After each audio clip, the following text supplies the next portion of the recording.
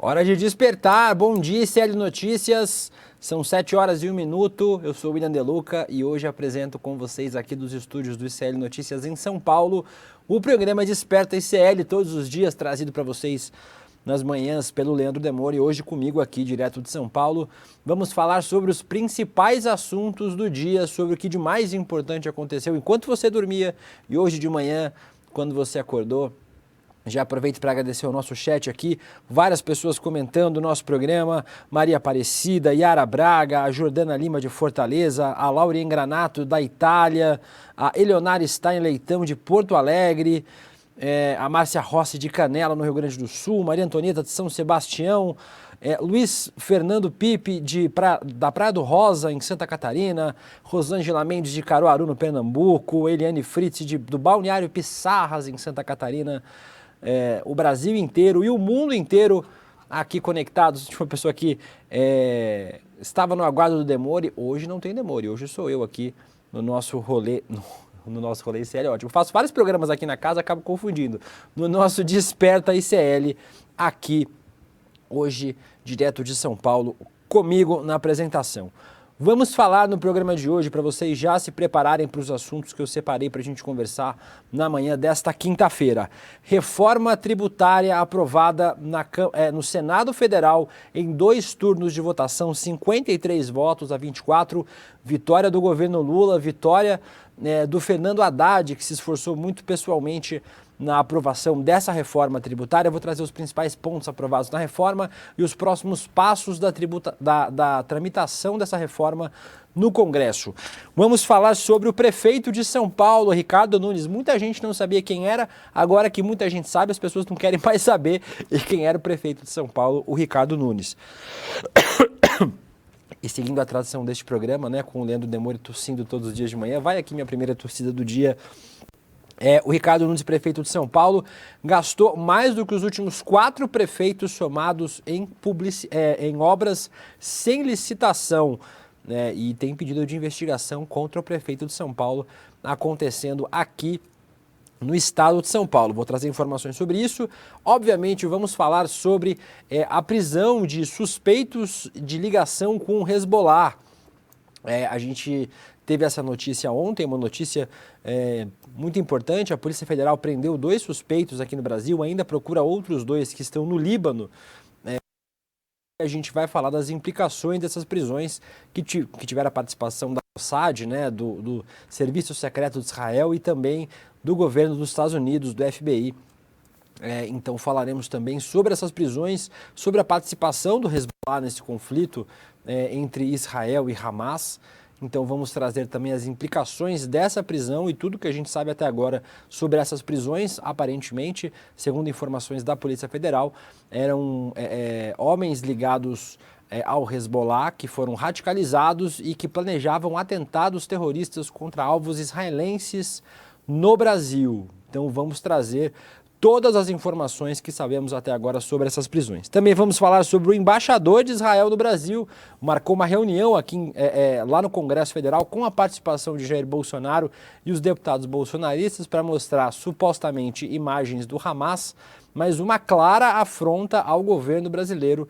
Essa reunião do Bolsonaro, do embaixador de Israel com bolsonaristas, provocou uma reação muito grande na internet, nas redes sociais e também entre os deputados do governo. Vamos falar sobre a situação dos brasileiros em Gaza. Parece que está picotando o áudio, é isso? Vocês estão ouvindo picotadinhos? O Guilherme está aqui comigo, né? O Guilherme Bessa que me acompanha todos os dias no Rolê ICL. Hoje vocês não vão ouvir o Guilherme. O Guilherme está só no meu ponto aqui hoje, no Desperta ICL. Mas já aproveito para agradecer a nossa técnica, toda a nossa produção que está acompanhando também o programa aqui. O Guilherme, o Giovanni e todo o resto da nossa excelente equipe técnica do ICL Notícias.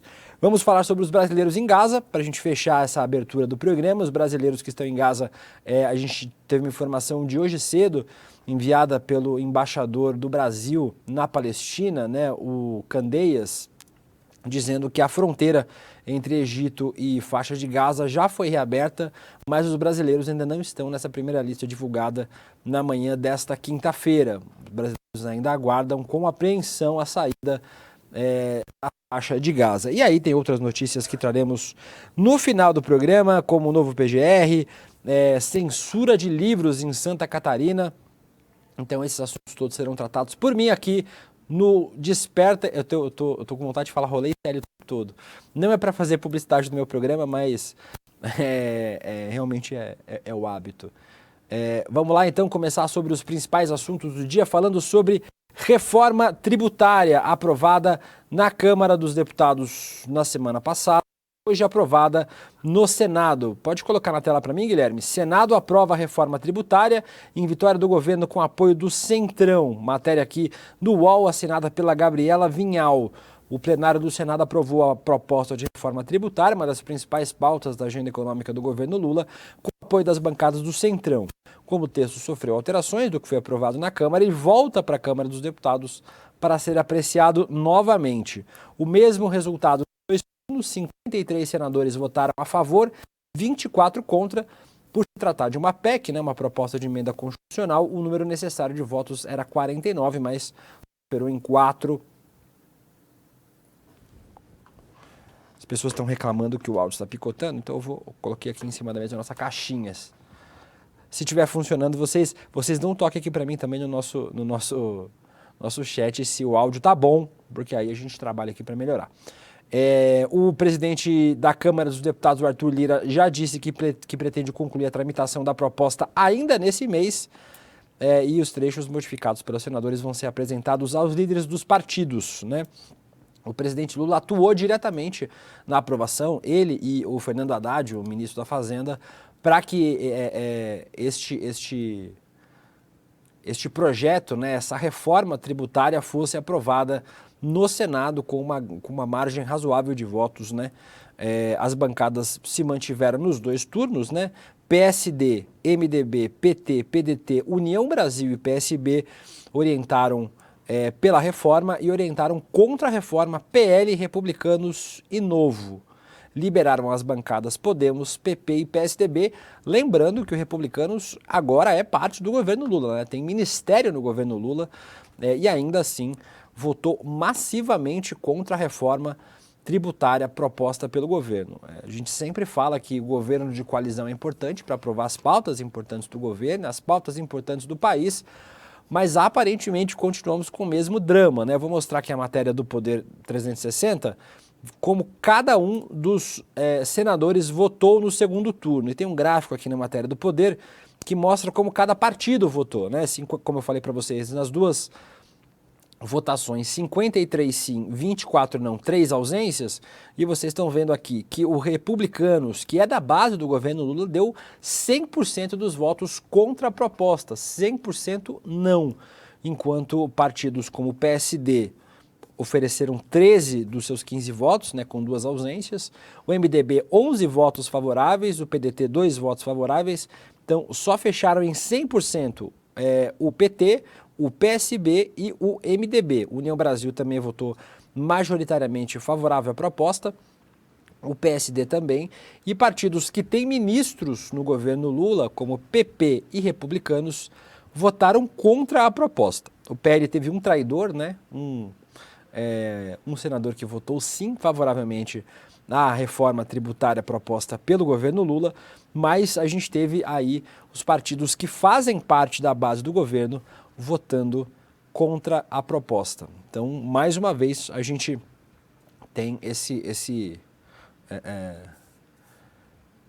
essa falta de coerência na votação dos senadores e agora provavelmente também dos deputados que fazem parte, Teoricamente, se os partidos embarcaram no governo, as bancadas no Congresso têm que embarcar junto. 7h10, estamos como de audiência agora. Você pode tirar da tela para mim, Guilherme, só para ver como a gente está de audiência, para agradecer vocês. Mais de 4.000 pessoas por enquanto. Deixem a curtida de vocês, comentem aqui, sempre que eu puder vou dar uma passadinha no chat para a gente falar sobre o que vocês estão falando também aqui do nosso programa e dos temas que nós estamos trazendo, mas mais de 4.000 pessoas ao vivo com a gente aqui. Daqui a pouquinho tem CL Notícias primeira edição, hoje com César Calejon, Vivian Mesquita e com o nosso querido Rodrigo Viana. É isso, acho que é isso o nosso time de hoje do ICL Notícias primeira edição. Eu não faço hoje a primeira edição, faço só o nosso rolê ICL a partir das 5 horas da tarde. Aproveito para fazer um merchan do nosso programa para falar sobre internet, redes sociais, com um bom humor aqui a partir das 5 horas da tarde. Continuando sobre esse tema, antes de mudar de assunto, o que muda com a reforma tributária aprovada ontem no Senado? Então, matéria aqui da Folha de São Paulo, assinada pela Idiana Tomazelli, um resuminho: carros flex elétricos e benefícios a taxistas. Incentivos em especial a montadoras do Norte, Nordeste e Centro-Oeste, valendo para carros híbridos elétricos que utilizem etanol ou carros flex. Também há remédios, então os medicamentos estão na lista, terão menor tributação ou serão isentos de tributação. Então, no geral, o governo acredita que ou os impostos ficarão na mesma para alguns remédios ou reduzirão para outros remédios, para outros medicamentos, né? A cesta básica nacional, então uma alíquota zerada do novo tributo para itens da cesta básica nacional, e essa escolha ainda não foi divulgada porque haverá votação de uma lei complementar para definir os produtos dessa cesta básica nacional. Hoje a gente tem uma discrepância regional muito grande. Só para vocês terem uma ideia, tem um dado aqui, tem uma tabela que essa matéria da Folha fez sobre os itens das cestas básicas nos estados brasileiros, né? Então, por exemplo, em Alagoas, Coloral está na cesta básica. Em Goiás, absorvente, escova de dente, vassoura, queijo Minas e rapadura. No Piauí, banha suína, fava comestível e goma de mandioca. Então, nos estados brasileiros, existe muita diferença em relação aos itens da cesta básica. A cesta básica nacional será definida ainda através de projeto complementar. Um outro ponto importante aprovado: a devolução de crédito na compra de gás e na conta de luz. Então, famílias de baixa renda terão o que eles costumam chamar de cashback, né? A devolução de parte do valor que você pagou. E impostos sobre heranças, né? A proposta do relator diz que o imposto será progressivo quanto maior o patrimônio envolvido, maior a alíquota, semelhante ao que acontece hoje em relação a imposto de renda em relação aos salários. Então, estes são os principais pontos aprovados na reforma tributária ontem no Senado. Falei para vocês, 53 votos a favor, 24 contra. Matéria da Folha de São Paulo mostra o Fernando Haddad comemorando, né? O Haddad comemorou o avanço da reforma tributária e reclamou da oposição. Disse que ele lamentou, né, que os integrantes da oposição tivessem atacado o texto e votado contra o texto. Abre aspas para o Haddad aqui: houve muita atuação por parte da oposição contra a reforma. Na minha opinião, isso polarizou um pouco o debate, o que é uma questão de Brasil. A proposta de emenda constitucional nem sequer foi apresentada nesse governo, já havia tramitando desde 2019, falando sobre a atuação dos bolsonaristas contra essa proposta que acabou sendo aprovada com o voto dos bolsonaristas ou não. O Geraldo Alckmin, o vice-presidente do Brasil, comemorou a aprovação da reforma tributária também, disse que é um marco histórico, né? Deu uma entrevista ao Correio Brasiliense, aqui assinada pela Maiara Souto, dizendo que a reforma faz o PIB crescer. Então, o vice-presidente também comemorou a aprovação, disse que aqui, quando foi prefeito de Pindamonhangaba, 45 anos atrás, a reforma já era aguardada e hoje ela simplifica os impostos e também deve aumentar a arrecadação. E com isso, tem mais uma matéria aqui que eu vou trazer, a última desse tema. O Bolsonaro atuou pessoalmente para barrar a reforma tributária aprovada ontem no Senado. O Estadão flagrou uma mensagem enviada pelo Bolsonaro aos senadores, em especial fotografada com o senador Nelsinho Trade, do PSD, cujo partido é da base do governo Lula, mas ainda assim ele enviou essa mensagem para alguns senadores. Essa foi flagrada para o senador Nelsinho Trade, do PSD do Mato Grosso do Sul. Ele votou a favor da proposta e respondeu a mensagem chamando o contato de presidente, pediu a compreensão de Bolsonaro pela posição tomada. Então aí o Bolsonaro, aqui ó, tem a foto, vou abrir o tweet aqui, ó. JMB é como o número está salvo, né? O contato está salvo, mas aí a matéria é enviada pelo o pedido enviado pelo Jair Bolsonaro para o Nelsinho Trade. Vocês estão vendo aí na matéria do Estadão, feita pelo Wilton Júnior, né, o flagrante feito pelo Wilton Júnior da mensagem enviada para Bolsonaro. Com isso, fechamos este tema, falamos de reforma tributária aprovada na Câmara dos Deputados e agora no Senado. Certamente o André Campedelli e a Débora Maganha vão falar sobre isso também no Mercado de Investimentos, também daqui a pouco, aqui na programação do ICL. Pausa para o café. Vamos falar daqui a pouquinho sobre os presos no Brasil pela Polícia Federal, numa operação que envolveu ainda Israel e Estados Unidos, suspeitos de serem simpatizantes, integrarem o Hezbollah e estarem planejando ataques terroristas no Brasil contra alvos israelenses e judeus. Então daqui a pouquinho eu trago esse tema para vocês, agradecendo, obviamente, a participação de vocês aqui. Estamos com quantas pessoas vendo agora? 5.300, 6.500 pessoas vendo o nosso Desperta ICL na manhã dessa quinta-feira. Já tem gente falando aqui, obviamente, muita gente falando sobre a prisão desses suspeitos de terrorismo aqui no Brasil, né? Suspeitos de planejar atentados terroristas. Certamente esse tema vai causar muita polêmica nos próximos dias e hoje também vamos falar longamente sobre isso nos nossos noticiários, no ICL Notícias primeira edição, no segunda edição, porque também, obviamente, todos esses assuntos que envolvem esse conflito entre Israel e Hamas causam polêmica aqui, pelo menos polêmica aqui no nosso debate. Então, daqui a pouquinho eu vou trazer esse tema, vou trazer um tema antes desse para a gente já entrar e falar sobre a prisão de suspeitos de participarem do Hezbollah. Vou falar sobre uma notícia importante que é local, que é da cidade de São Paulo, mas que é importante porque São Paulo, obviamente, tem um peso muito grande na política nacional, né? E também tem a ver com o que a gente tem falado nos últimos dias sobre o Ricardo Nunes, o prefeito de São Paulo, do MDB, que era pouco conhecido do público em geral, mas que agora, infelizmente, está se tornando mais conhecido e não do jeito que ele queria. Matéria exclusiva aqui da Ana Paula Bimbati, no UOL, traz a informação de que o Ricardo Nunes, o prefeito de São Paulo, gastou 295% mais em obras sem licitação do que os últimos 4 prefeitos juntos. Você pode colocar na tela para a gente, Guilherme? Já tá? Ué? Então deve ter parado o screen capture, a gente não está mostrando. Deixa eu abrir aqui para ver se a gente... Pronto? Está aparecendo aí? E então a gente teve um problema aqui.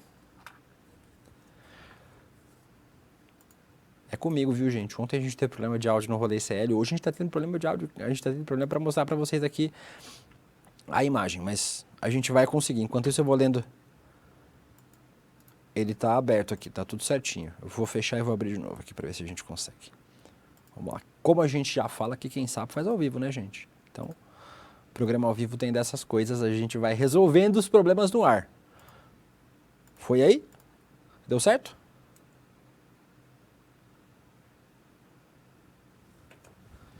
Então vamos lá.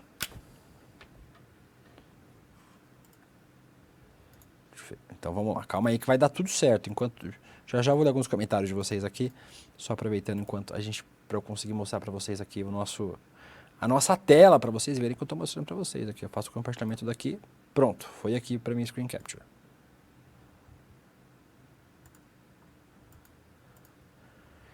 Eu vou aproveitar para ler alguns comentários de vocês.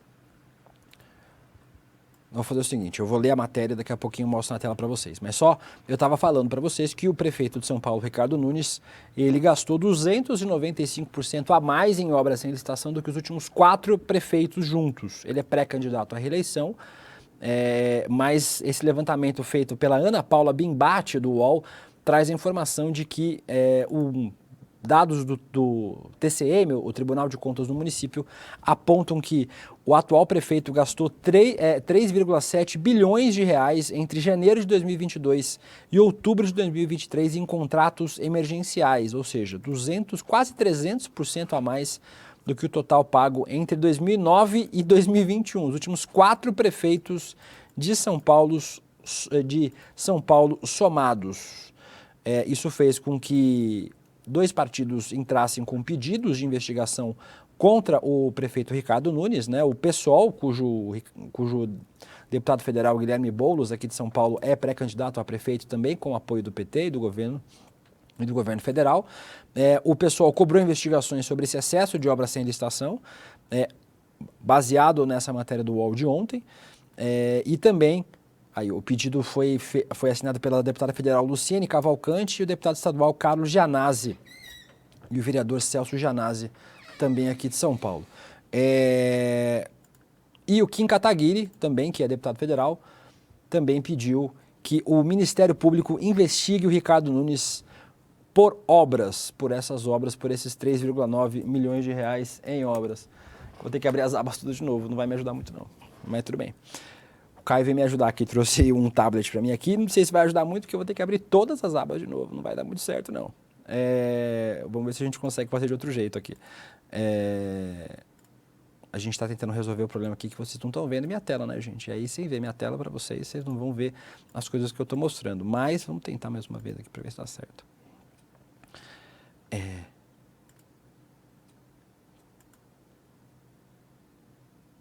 E tá aqui. Eu fiz isso. Fiz isso já 2 vezes. Fiz de novo agora. Estamos resolvendo no ar aqui, gente. O problema é do ar. Mas se não tiver tela, tudo bem, não tem problema. Eu vou só lendo para vocês as notícias. Não tem o que fazer. Se a gente não consegue resolver o problema, a gente toca sem resolver o problema mesmo. A gente toca porque vocês estão me vendo aqui, estão me ouvindo, já dá para saber o que está acontecendo, mesmo sem vocês terem o suporte das matérias no ar aqui. Falamos sobre o Ricardo Nunes, vou aproveitar para ler alguns comentários de vocês aqui. Deixa eu ver o que vocês comentaram aqui pra gente. A gente está com 7.500 pessoas ao vivo, agradecendo a audiência de todos vocês. Eu não estou conseguindo mostrar as matérias no ar aqui porque a gente teve um probleminha técnico, mas estou aqui trazendo as informações e vou trazer agora o nosso principal assunto desse programa de hoje, que é a prisão desses suspeitos de integrarem o Hezbollah e de planejarem atentados terroristas no Brasil. É o tema que vocês estão comentando aqui, eu sei que vocês estão aqui falando sobre isso. Cadê? A Kei Carvalho, Jardel Lopes, o J.R. Potiguara Pereira dizendo que pelo menos o som está perfeito, então o som está ótimo, vocês estão me escutando. O Pablo Pereira dizendo, mete as vinhetas do rolê. Não dá, a gente não pode misturar programa aqui, Pablo. A gente tem que manter cada programa na sua caixinha. Eu aqui estou na minha skin de Desperta ICL, então é essa skin que eu vou usar agora até às 5 da tarde, quando a gente começa o nosso rolê. O Igor Reis diz aqui, o Brasil tem que se preparar para essas fake news. Hezbollah não faz ataque terrorista, muito menos no Brasil. Bem, o Igor disse isso pra gente aqui, mas eu preciso passar para vocês a notícia, que é a notícia mais importante desde ontem. A gente está falando sobre isso desde ontem aqui, inclusive, no nosso programa. Tipo, deu certo, Guilherme? Então, bora lá. Tipo, tá na tela aí para vocês? Que dele? Aí, deu certo, gente. Um pouquinho de fé, tudo dá certo. Voltamos aqui para poder mostrar para vocês a nossa tela aqui. Matéria da CNN Brasil. Brasileiros ligados ao Hezbollah preparavam um ataque no Brasil, diz Polícia Federal. Vou ler a matéria para vocês. Matéria assinada por Elijonas Maia. A Polícia Federal prendeu 2 pessoas na tarde de quarta-feira, ontem, suspeitas de ligação com o Hezbollah. A polícia cumpriu 11 mandados de busca em Brasília, São Paulo e Minas Gerais. Segundo a investigação, os brasileiros preparavam atos de terrorismo no Brasil com focos em ataques a prédios da comunidade judaica. Foram 7 mandados de busca e apreensão no DF, em Minas Gerais, 3 no DF, 1 em São Paulo e 2 mandados de prisão temporária. Um dos presos de São Paulo foi detido ao desembarcar de uma viagem do Líbano. Ele foi preso no aeroporto de Guarulhos, né, o aeroporto internacional, e a PF acredita que ele chegou com informações para repassar ao comparsa, o outro preso, para praticar os ataques. A PF batizou a operação de Operação Trapiche e também para obter provas de possível recrutamento de brasileiros para a prática de atos extremistas. Então, a matéria da CNN aqui. Vou para a matéria do Globo, também falando sobre esse assunto. Está aqui. Matéria do Globo assinada por Eduardo Gonçalves. Alvo preso por ligação com Hezbollah carregava R$ 25 mil em espécie em aeroporto. Como eu já falei para vocês, operação em 3 estados. Esse que foi preso no aeroporto de Guarulhos foi apreendido com R$ 25 mil em espécie. O nome dos 2 presos, inclusive, não foi divulgado pelas autoridades. Tem um gráfico aqui do jornal o Globo que mostra o passo a passo dessa investigação. No começo do programa eu falei para vocês que o governo aqui do Brasil recebeu informações da Mossad, né, do Serviço Secreto de Israel e também do FBI do governo americano. E aí essas informações levaram a essa operação que ontem, né, a Operação Trapiche, que prendeu 2 homens aqui em São Paulo, um em Minas Gerais e outro em São Paulo. Segundo a investigação, eles planejavam ataques terroristas em alvos da comunidade judaica. Um deles foi flagrado fotografando alvos, né, prédios, localidades onde esses ataques poderiam acontecer. Os investigados devem responder pelos crimes de constituir ou integrar a organização terrorista e realizar atos preparatórios de terrorismo. As penas máximas somadas chegam a 15 anos e 6 meses de reclusão. Há mais 2 mandados de prisão em aberto contra brasileiros que estariam no Líbano. Então, a Polícia Federal pediu a inclusão dos nomes deles, como eu já falei para vocês, os nomes não foram divulgados, na difusão vermelha da Interpol, na lista da Interpol. Segundo a coluna da Bela Megali, do jornal o Globo, os investigadores suspeitam que eles tenham sido aliciados pelo grupo radical Hezbollah e, como eu falei, foram flagrados tirando fotos de alvos, de prédios e locais que poderiam ser alvos de ataque. Os 2 têm nacionalidade brasileira, não são libaneses ou não têm outra nacionalidade. Em nota, a PF informou que a operação visa prevenir e interromper atos preparatórios de terrorismo, além de obter provas de possível recrutamento de brasileiros para a prática de atos extremistas no país. Vou passar para uma matéria da BBC aqui. Tá para o começo. Matéria da BBC News Brasil. O que se sabe sobre a prisão de suspeitos de planejar ataques no Brasil? A matéria da BBC é bem completa, inclusive, sugiro que vocês leiam depois dos nossos programas. Fala sobre o grupo libanês Hezbollah, né? Explica quem é o Hezbollah, que também é um partido político no Líbano, né? Tem inclusive grande penetração naquela região do sul do Líbano, que faz fronteira com Israel. E que é um partido islâmico xiita e que tem um braço paramilitar apoiado pelo Irã, né? Parte do Hezbollah é financiado pelo Irã e, como eu falei para vocês, esse grupo exerce grande poder político no Líbano. Essa matéria da BBC News traz mais informações também sobre a participação do FBI e da Mossad no que eles chamam de célula terrorista aqui no Brasil, que teria ligações com o Hezbollah. A Embaixada dos Estados Unidos em Brasília disse em resposta à BBC, em nota à resposta à BBC, que elogia as autoridades brasileiras por sua rápida e eficaz ação para proteger o público, mas que não vai comentar, né, as investigações brasileiras em andamento. Então, uma fonte diplomática brasileira disse que o Itamaraty não foi informado de antemão sobre a operação da PF e a cooperação com as forças policiais internacionais, porque se trata de operação policial e não diplomática, e que ainda seria cedo para avaliar os eventuais impactos para as relações internacionais brasileiras. A matéria da BBC amplia também o que seriam os alvos desses ataques terroristas, supostamente ataques terroristas, né, segundo a investigação, dando conta de que os alvos já vinham trabalhando no Brasil, mas as tratativas para que ele fosse executado se intensificaram após o início do conflito entre Hamas e Israel no início de outubro, segundo fontes ouvidas pela BBC. Os supostos terroristas já teriam selecionado seus alvos, incluindo sinagogas e prédios ligados à comunidade judaica no Brasil. Um deles seria a Embaixada de Israel em Brasília. A CONIB, a Confederação Israelita do Brasil, emitiu uma nota depois das prisões, manifestando enorme preocupação com a prisão de terroristas no Brasil ligados ao grupo libanês Hezbollah, que, segundo a Polícia Federal, planejavam atentados contra alvos judaicos no Brasil. Então, está aqui o posicionamento de várias entidades, governo dos Estados Unidos, o Itamaraty, também a CONIB, envolvidos nesse debate. Você pode tirar da tela, Gui, por favor?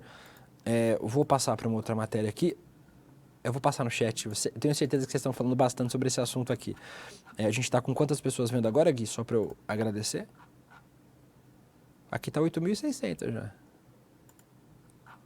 Aqui atualizou. Então a gente está com 8.625 pessoas vendo o programa.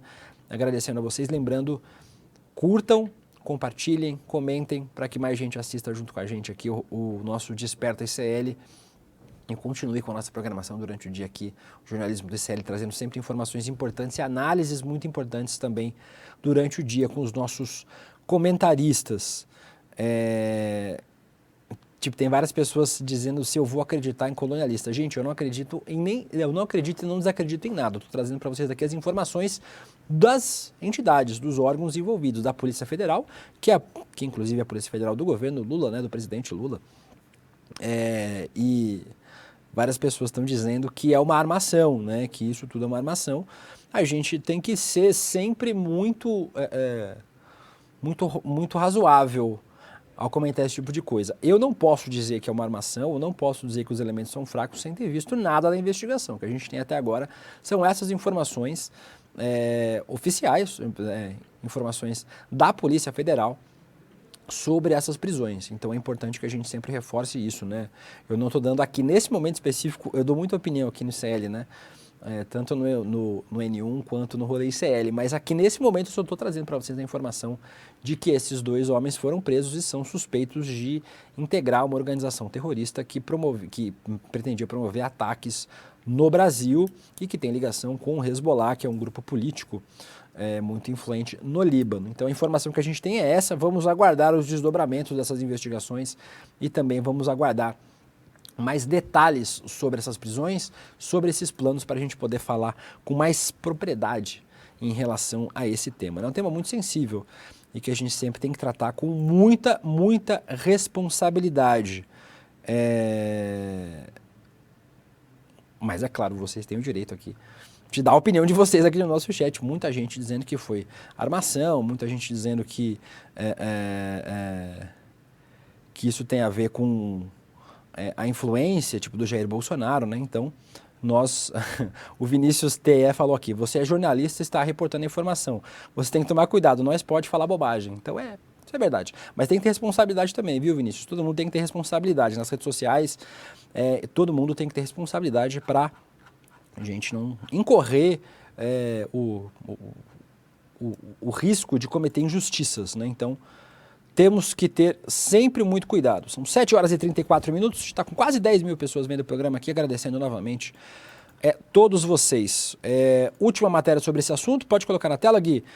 A Mossad, né, o Serviço de Inteligência de Israel, né, ajudou a PF na operação contra o Hezbollah, diz Israel. O gabinete do Benjamin Netanyahu informou por meio de nota que o Mossad colaborou com a prisão desses dois suspeitos de planejar atentados terroristas e que teriam ligações com o grupo Hezbollah. Então, só também trazendo mais uma vez o reforço da informação. A nota do governo israelense dizendo aqui: o Mossad agradece às autoridades brasileiras por seu papel na prisão da célula terrorista operando sob ordens do Hezbollah, que pretendia lançar ataques contra alvos da comunidade judaica, diz a matéria. Então, assim fechamos o tema prisão de suspeitos de atentados terroristas no Brasil. A gente vai mudar de assunto agora, vamos falar sobre o embaixador de Israel. Você pode tirar da tela, Gui, por favor, para eu mudar de tela aqui? Tomar nosso café todo dia, né? Lá no sul, o Leandro Demore toma todos os dias o seu chimarrão. Aqui em São Paulo eu tomo o meu cafezinho. Vamos continuar falando sobre esse tema, sobre o conflito entre Israel e Hamas, sobre os ataques promovidos por Israel na faixa de Gaza, em especial sobre um personagem que tem se notabilizado no debate nos últimos dias, que é o embaixador de Israel no Brasil. Matéria da Carta Capital, assinada por Wendel Carmo. É a matéria de ontem que eu estou trazendo, ontem à tarde, eu estou trazendo agora só para contextualizar para vocês. A Embaixada de Israel convocou uma reunião com deputados bolsonaristas.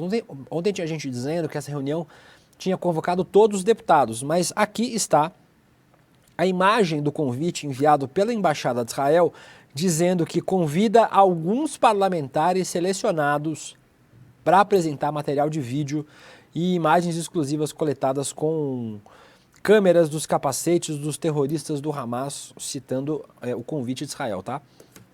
Que as imagens são sensíveis, etc. E que aconteceu ontem à tarde na Câmara dos Deputados. Matéria da Carta Capital explica aqui que foram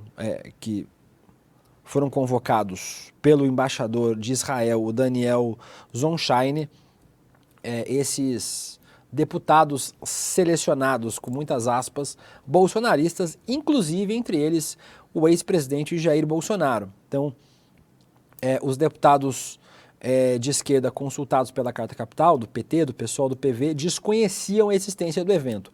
Ou seja, não foram convidados deputados do governo, né?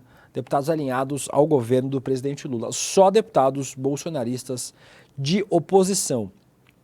E nesse evento, vou para a próxima matéria aqui, tem uma matéria da revista Fórum, assinada pelo Henrique Rodrigues, dizendo que o Daniel Zonshine, o embaixador de Israel no Brasil, insinuou que o governo do Brasil ajuda o Hezbollah. Aqui vocês estão vendo o embaixador de Israel, Daniel Zonshine, e ele deu uma entrevista antes dessa reunião dizendo que o grupo Hezbollah, baseado no Líbano, teria integrantes se infiltrando no Brasil porque, abre aspas, aqui há quem os ajude.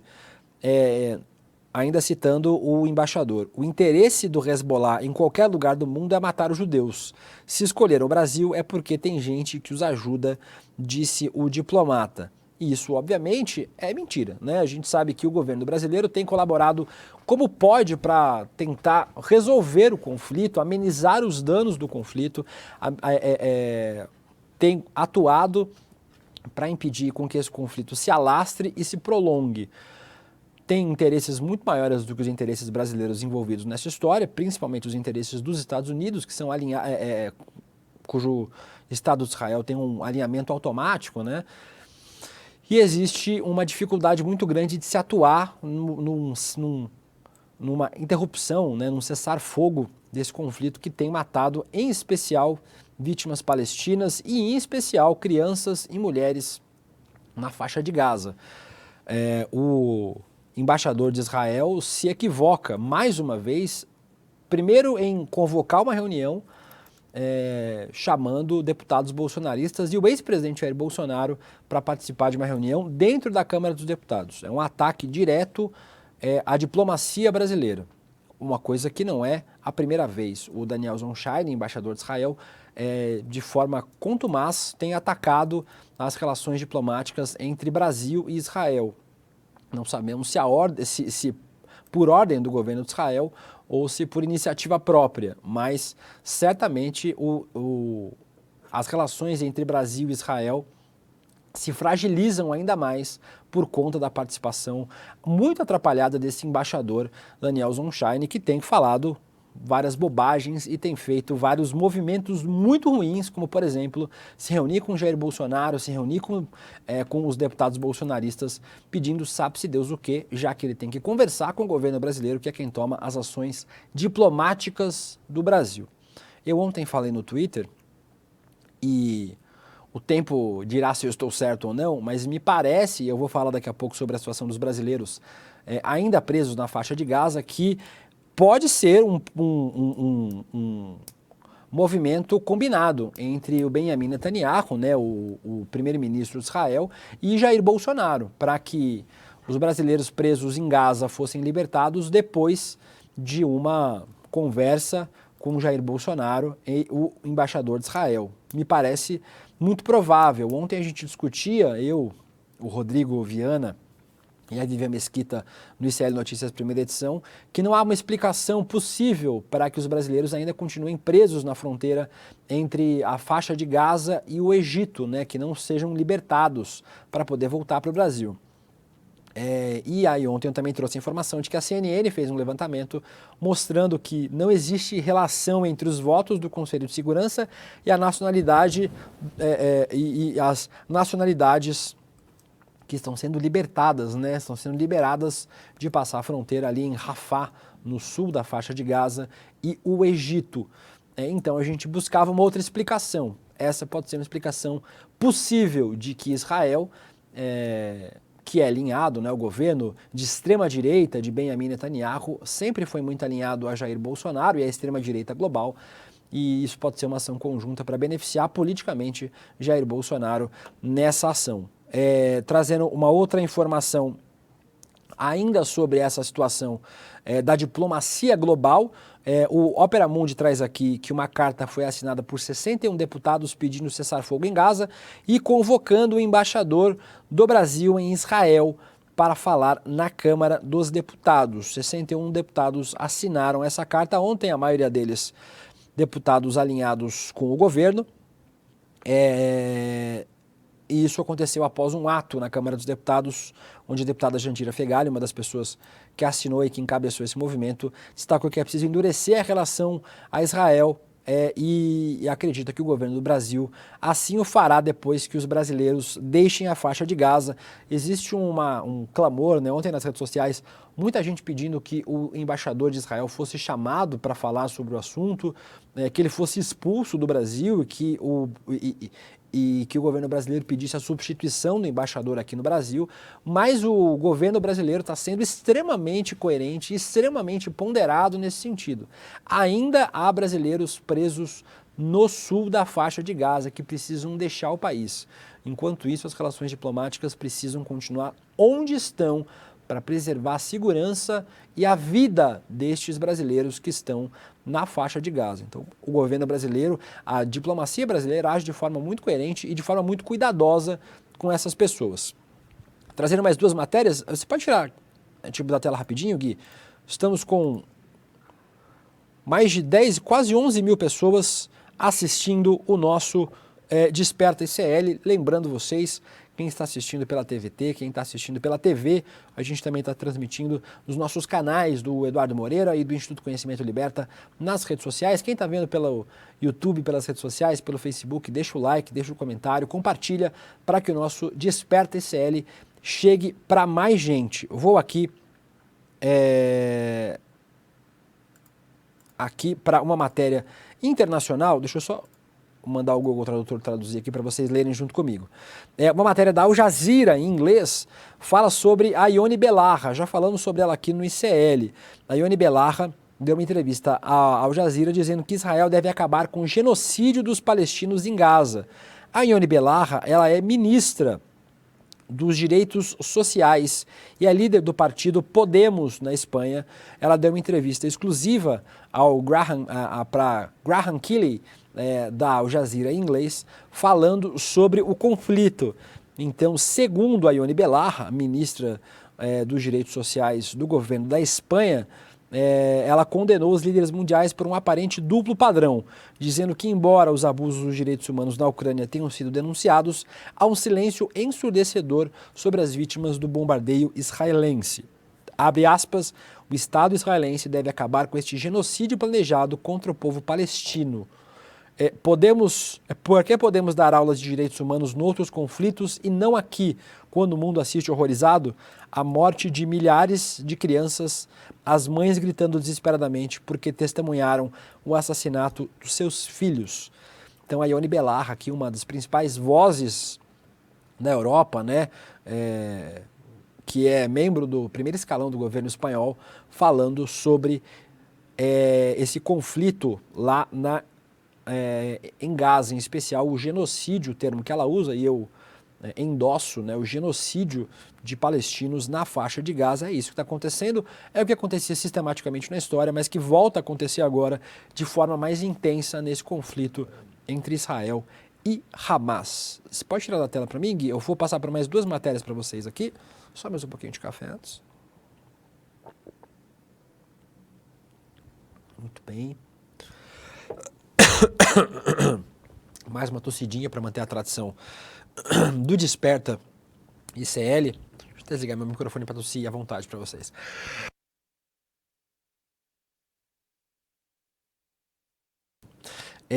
Vou trazer mais duas matérias para vocês aqui, vou passar para o comentário de vocês daqui a pouquinho. Matéria da Agência Brasil de ontem, dizendo que os brasileiros têm expectativa de sair de Gaza nessa quinta-feira. A informação foi enviada pela diplomacia do Brasil aos brasileiros que estão na faixa de Gaza, dizendo que a expectativa é que a fronteira fosse reaberta hoje e que os 34 brasileiros deixassem a faixa de Gaza ontem, na verdade, saíssem nesta quinta-feira. Vou passar para a matéria da revista Fórum, assinada pelo Plínio Teodoro, porque a fronteira entre Israel, pela faixa de Gaza, pela Palestina e o Egito foi fechada ontem. Israel acusa membros do Hamas, acusados de terrorismo, de fugir em ambulâncias, e por isso a fronteira foi fechada. Os brasileiros, e o termo usado aqui pela Fórum é muito adequado, seguem reféns do governo de Israel, presos na faixa de Gaza. Essa informação que a gente tinha ontem é que a fronteira estava fechada. Hoje de manhã, porém, o embaixador do Brasil na Palestina deu a informação para a gente de que a fronteira foi reaberta. Porém, a lista divulgada hoje de manhã, agora já é meio-dia, lá na faixa de Gaza, na Palestina, em Israel, essa lista não continha o nome dos 34 brasileiros que seguem aguardando para voltarem ao Brasil. Então, a matéria do Plínio Teodoro aqui é de hoje cedo, mas a informação seguinte a essa que nós temos é que a fronteira entre a faixa de Gaza e, e o Egito, pela cidade de Rafah, no sul da faixa de Gaza, já teria sido reaberta, mas o nome dos brasileiros ainda não estão na lista. Uma agonia sem fim para esses brasileiros que a gente espera que termine logo, que os brasileiros possam voltar para casa em segurança e possam ter um pouco de conforto. A gente trouxe informações ontem aqui no ICL Notícias, vídeos, depoimentos de brasileiros que estão dizendo que está faltando comida e água para as pessoas na faixa de Gaza. Tem pessoas morrendo de fome, pessoas com sede, sem medicamento nos hospitais, sem insumos hospitalares para atender as vítimas dos bombardeios israelenses. Então a situação é dramática, sempre foi dramática, mas segue cada vez mais dramática na faixa de Gaza e afetando os 34 brasileiros que seguem reféns de Israel na faixa de Gaza. Esperamos que a diplomacia brasileira consiga avançar nesse debate com a diplomacia de Israel para que os brasileiros voltem para casa. Fechamos assim o tema Israel, Palestina, faixa de Gaza, embaixador de Israel. A gente tem mais 10 minutinhos de programa. Eu separei mais 5 noticiazinhas para vocês aqui. Pra gente... Não, Gui, peraí. Deixa eu só passar, ver quantas pessoas estão assistindo a gente agora, para agradecer de novo vocês.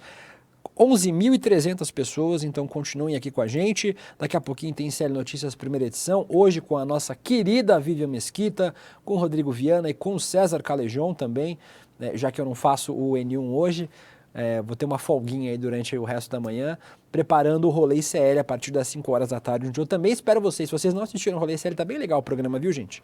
Assistam lá, deem uma força pro Rolê ICL também, que é o programa que eu apresento todos os dias às 5 horas da tarde. Agora sim, vamos para as 5 notícias que restam a gente falar aqui no restinho do nosso Desperta ICL na manhã dessa quinta-feira. Primeira delas, trouxemos ontem no N2, vamos voltar a falar sobre o assunto, sobre o ministro problema do governo Lula, Juscelino Filho, ministro do União Brasil do Maranhão, ministro das Comunicações. Governo Lula vê desgaste com Juscelino, mas busca evitar atrito com União Brasil. Ontem a Folha de São Paulo trouxe a informação exclusiva, em primeira mão, de que a PF aponta uma relação criminosa entre o ministro das Comunicações com empreiteiros. O União Brasil manteve o apoio ao Juscelino e o governo vê desgaste, mas que não busca atrito com o partido nesse momento. Lendo aqui a matéria para vocês da Júlia Scheib e da Victória Azevedo e do Matheus Teixeira, na Folha de São Paulo. O governo Lula reconhece o desgaste com as relações contra o ministro das Comunicações, Juscelino Filho, mas auxiliares do presidente dizem que no momento não está sendo considerada a demissão do integrante do primeiro escalão da esplanada.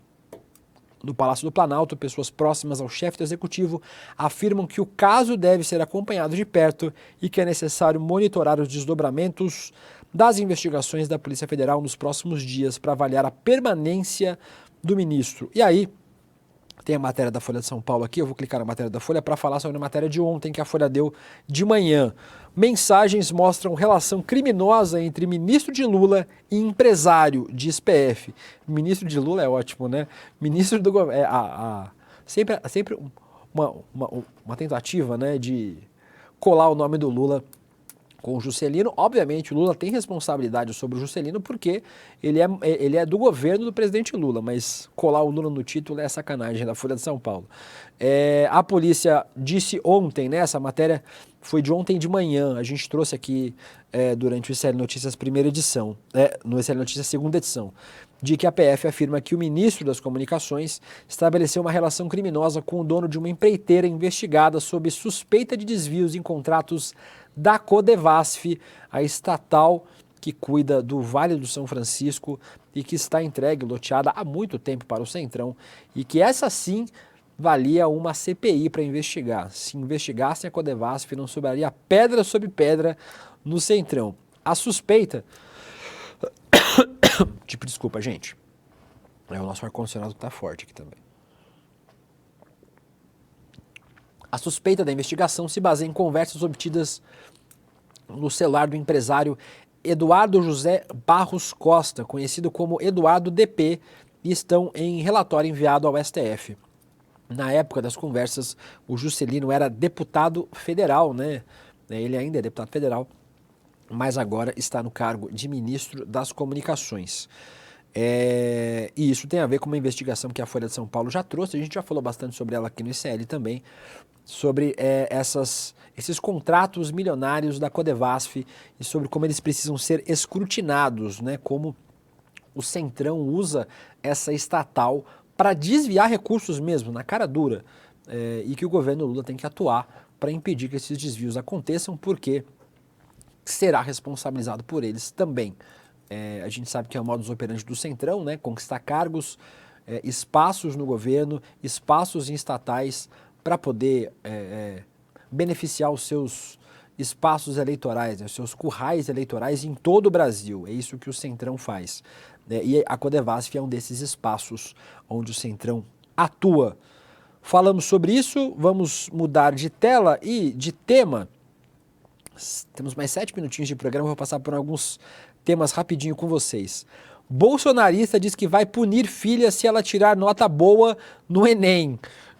Matéria do UOL, né, do Estadão Conteúdo, na verdade, republicada pelo UOL, mostra o deputado Gustavo Gayer, do PL, dizendo que se a filha dele, que tem 17 anos, for bem no Enem, ela vai ser punida, dizendo que as pessoas que tiverem um desempenho positivo na avaliação são avatares ideológicos. Tem o vídeo no Twitter, eu vou rodar o vídeo para vocês aqui, para vocês escutarem. Vamos ouvir o vídeo. Eu falei para minha filha de 17 anos que fez essa porcaria aqui no domingo, que se ela tiver tirado uma nota boa...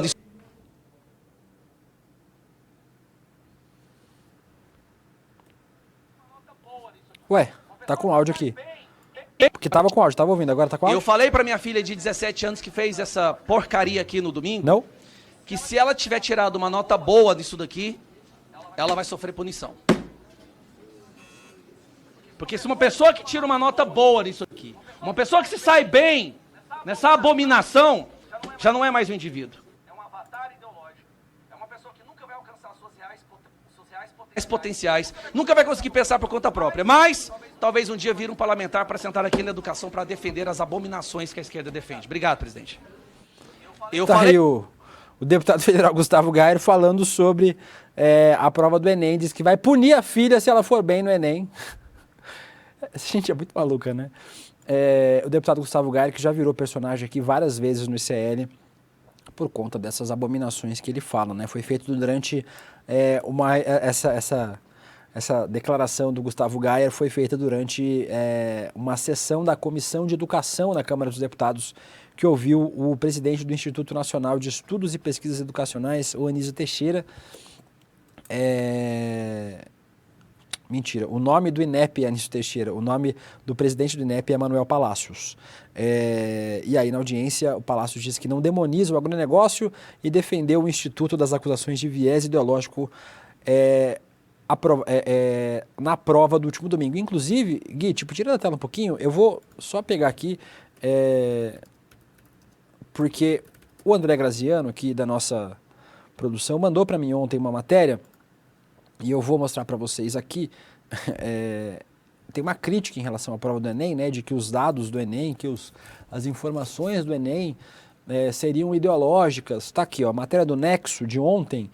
86% das questões do Enem 2023 são da época de Bolsonaro. Então a maioria das questões do Enem são da época do ex-presidente. O dado foi apresentado pelo presidente do INEP nessa audiência onde o Gustavo Gayer disse esta obscenidade. O exame teve perguntas e respostas criticadas pela bancada ruralista e por aliados do ex-chefe do executivo. Então, bacana, obrigado. 86% das questões do primeiro dia da prova do Enem foram elaboradas entre 2019 e 2021, durante o governo do ex-presidente Jair Bolsonaro, né? Então essa reclamação do Gustavo Gayer era só mais um espantalho do bolsonarismo. Vamos para tem mais 3 minutinhos de programa, vou passar por mais 2 temas muito rapidinho com vocês, 1 minutinho cada um. 12 mil pessoas vendo o programa, agradecendo a todo mundo que está assistindo aqui. Lembrando, deixem o like, sentem o dedo no like, nos comentários e compartilhem o vídeo para a gente chegar a mais gente. Esse caso aqui é a matéria da Dagmar Splautz, uma amiga muito querida lá de Santa Catarina. A Secretaria de Educação de Santa Catarina divulgou um ofício para todas as escolas estaduais de Santa Catarina, determinando a retirada de circulação de 9 obras, de 9 livros. Entre esses livros, tem a listinha aqui, ó, Donnie Darko, de Richard Kelly. Se vocês não assistiram, um excelente filme para vocês assistirem, fica a indicação. Exorcismos, de Thomas Allen. It, a Coisa, de Stephen King. Laranja Mecânica, 30 Reasons Why, né, um livro que gerou depois uma série na Netflix, Os 13 Porquês, e o Diário do Diabo, Os Segredos de Alfred Rosenberg, o maior intelectual do nazismo. Ontem, nas redes sociais, essa lista circulou de forma muito amplificada, muita gente compartilhou essa lista, dizendo que o governo de Santa Catarina estava censurando alguns temas, o que realmente faz todo sentido, visto que o estado de Santa Catarina é governado pelo fascista de extrema-direita Jorginho Melo. Então, essa lista rodou ontem, a gente deve falar sobre isso no resto da nossa programação hoje, sobre essa censura de livros em Santa Catarina. A Dagmar Splautz, do NSC Total, perguntou para o governo de Santa Catarina por que esses livros foram retirados, e eles disseram em nota que os livros não são proibidos, mas serão redistribuídos após recolhimento. Diz que está redistribuindo os títulos das bibliotecas nas unidades da região para adequar as obras literárias às faixas etárias de diferentes modalidades oferecidas na rede de educação. Então, aqui está uma matéria para a gente fechar o nosso Desperta ICL, falando sobre os livros proibidos pela Secretaria de Educação de Santa Catarina. 7 horas e 59 segundos, agradecendo a todos vocês que estiveram comigo aqui, Ivanor Mielke, Davi Roge, Dominique, Júlio Cesari, Algenir, todo mundo. A Laurita falou, é censura mesmo. Então, eu acho que é censura mesmo. A gente vai falar sobre isso no resto da nossa programação. A gente termina aqui o Desperta ICL. Hoje, com quantas pessoas viram aqui, Guilherme, para a gente fechar o programa? Mais de 12 mil pessoas vendo o programa. Fiquem agora com o nosso ICL Notícias, primeira edição, com a minha querida Vivian Mesquita. Eu volto às 5 horas da tarde com o nosso Rolê ICL. Um beijo para vocês e a gente se vê na programação aqui do ICL.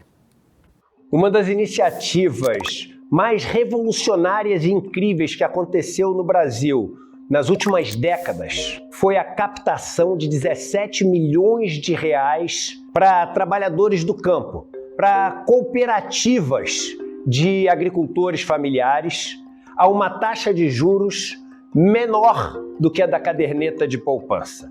Quando isso aconteceu, os donos de bancos, os donos de corretoras, os barões do agronegócio ficaram revoltados, em fúria mesmo, e vieram atacar a operação com todas as suas forças.